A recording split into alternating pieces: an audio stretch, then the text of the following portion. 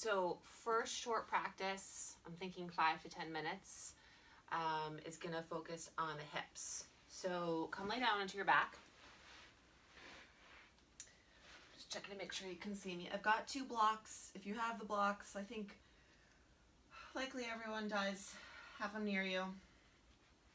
And just start with some nice, simple pelvic rocking, just to kind of bring some awareness into the lower body.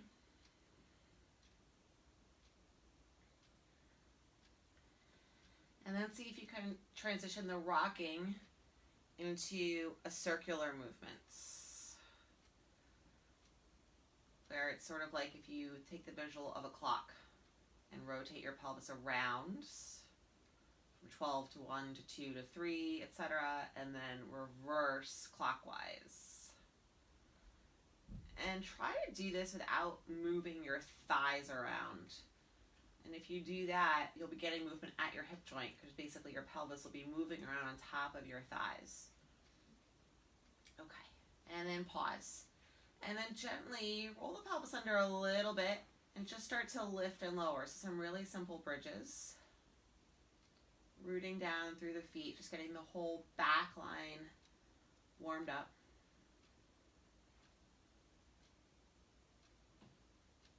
A nice smooth pace, nice and even. And then I like to start to add in a little bit of an eccentric emphasis, and we've done this before. So you push your feet down as the hips lift up. But then as the hips lower, keep pushing the feet down. It's like you're resisting your own movement, and it will really change how much work you feel. And also get some good strengthening, again, during the lengthening phase of the movement. By lengthening, I mean what the muscles are doing.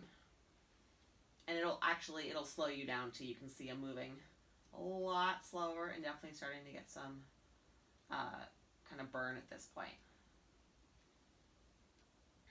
So a few more, continuing to push the floor away as you lower.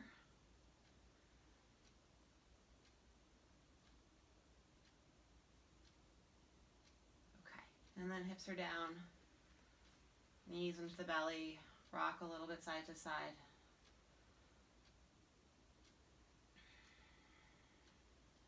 Just gonna do a couple circles. I'm just kind of doing what feels good on the floor here as I'm going and filming it for you guys. Roll out the feet and the ankles. Okay, let's come into ankle to knee on the right side. Make sure your pelvis is even when you do this. You haven't kind of jacked up the right side of the pelvis. And let's move into some single leg bridges. And you can apply the same work here in terms of the eccentric focus. So if you keep pushing the foot into the floor as you lower, it will totally change what you feel. Notice your breathing as you're moving through this. Notice if you're breathing, and if you are, where you're breathing or where you're holding your breath along the path of the movements. Try to keep actively moving that right thigh away from you. It's going to have a tendency to kind of sneak up. Maybe like, I don't know, 8 to 10 here with that eccentric focus.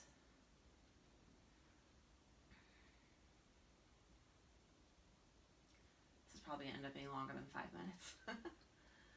That's okay. You can always just do part. And my thought process was that if you had a bunch of short videos, then you could combine them in any which way you wanted for a little bit longer, or then you can just do kind of a short, quick practice, something, just to make sure that your kind of routine hopefully stays intact. Okay, uncross. Let's switch. Other side. Pelvis is even, side to side.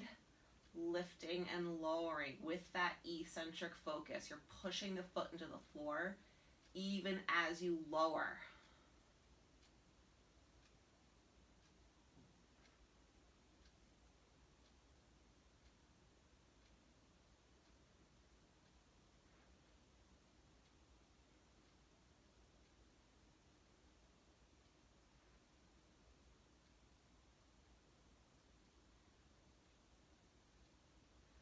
again, about 8 to 10 to maybe 12 on each side, depending on how you're feeling.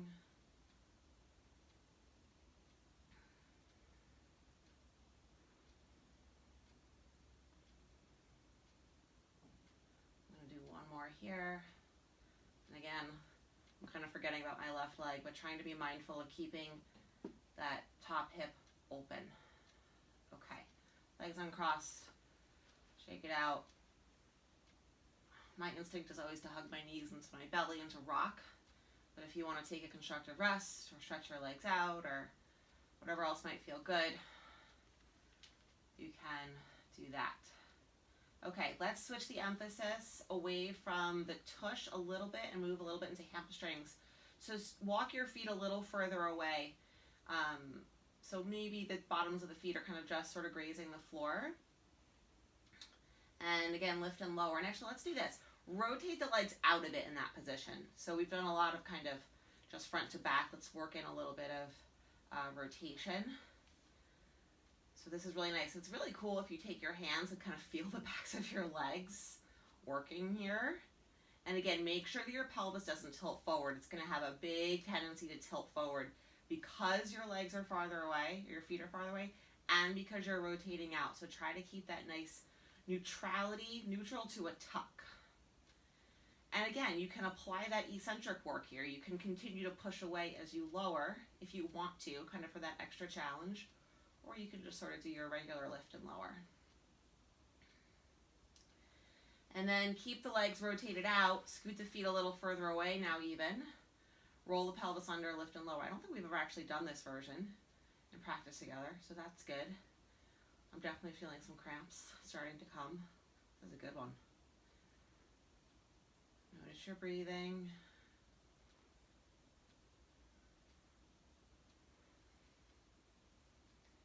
I really like to feel what my muscles are doing as I'm working. If you feel any discomfort in your low back as you're doing this, check your position. If that's not working, if you've got your pelvis tucked back off a little bit, walk the feet in a little bit closer. Okay, and then maybe one more with the feet a little further away. Now pretty much the outer edges of my feet are on the ground here. That's basically all that's touching. Pelvis rolls under. You may not even, I'm lifting here, but my tush is like barely coming up. So if it becomes an isometric at this point, that's fine. A couple more times, and it's going to be really tricky not to let the pelvis overly tilt here, so just be mindful of that. Okay, and then press the legs. Okay, I'm going to hug my knees into the belly again. All right, I'm going to hug my right leg in, bend and straighten the knee a couple times, get a little bit of a stretch in the back of the leg where we just worked. Switch legs.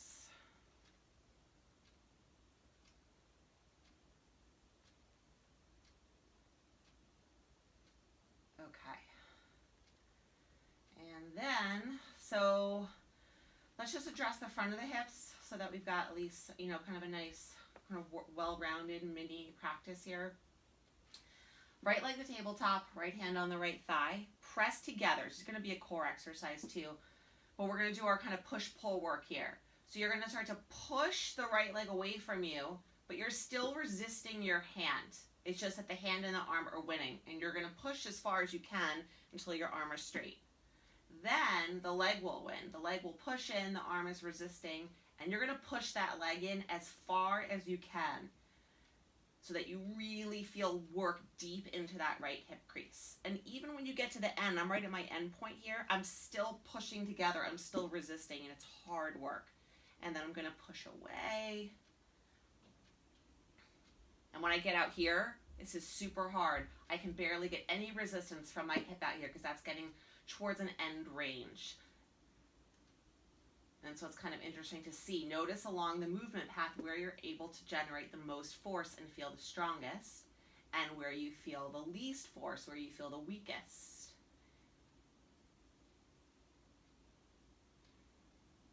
Make sure you're breathing. So we'll do this maybe 5 or 6 times, kind of moving in and out.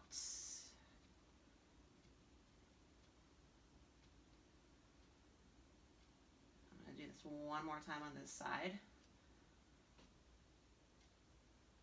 And then I'll go back to center where I started and set the leg down. Take a breath or two. Left side, same thing. Find your isometric to start. And again, make sure that you're not jacking the pelvis up in order to kind of fudge for the work of the flexion in the hip. Pelvis should stay level on both sides. And then you're going to start your little push and pull here. Going all the way in, and then pushing all the way away. And you could do this with a block between your hand and the leg. That will actually, when you're pushing away, it'll let you get a little bit farther because it's like kind of lengthening your arm. So you could experiment with that and see how that feels.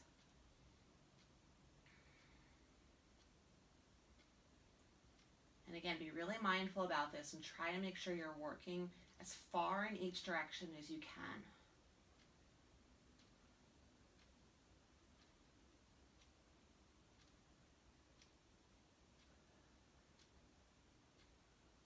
Okay, I'm going to do one more. I didn't count how many I did. I think it's probably been around 5 or 6.